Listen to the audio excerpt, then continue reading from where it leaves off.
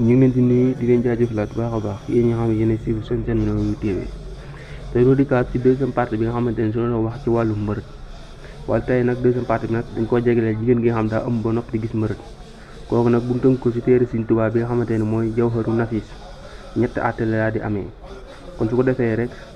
ñu ngi lay ñaan balaa ñoo gën a dem ci yaatal gi fekkee na nga bes seen bi ñu ngi lay ñaan nga abonné activé cloche notification su ko defee vidéo bu ndugal di nga bokk si ñi ko njëkk a jot bu fekkee xamoo ni ñu abonné rek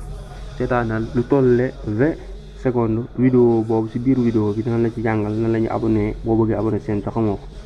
nii rek ngay abonné mooy foofu ñuy doxoñ noonu moom ngay bës soo ko bës dana génne benn cloche kaw nga bësaat ko mu génne ñetti cloche nga lal ni boobu ci kaw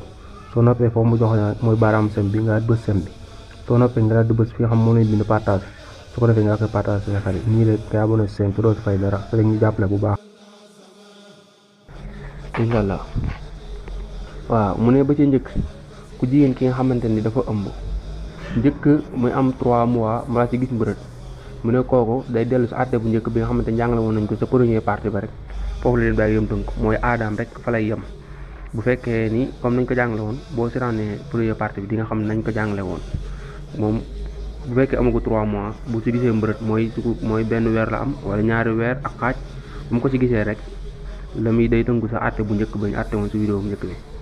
ñaareel bi nga xam ne ñett àtte la am ba ka ñaareel mooy si misaal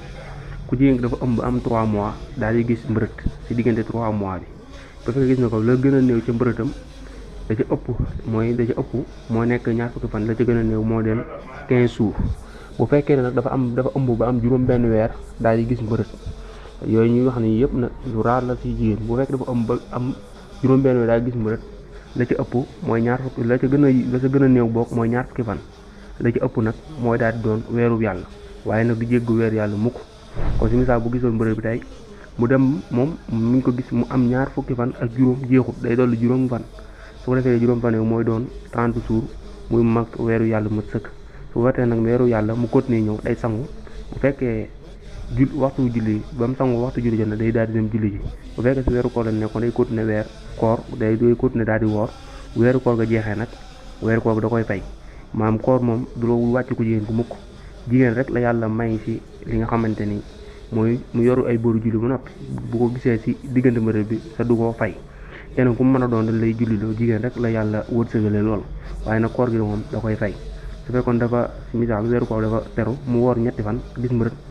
bi mu gisee si diggante bi mu toog diir bu yàgg wóoru diir boobu mu wóoru yëpp da koy calcul su setee si diggante bi nekk weeru koor gi jeex day woor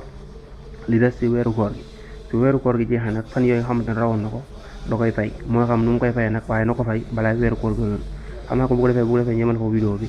ba beneen yoon incha allah rabbi dina ñaan nga abonné te partage vidéo bi sam ko ndax ñu demal si jot jërë ngeen jëf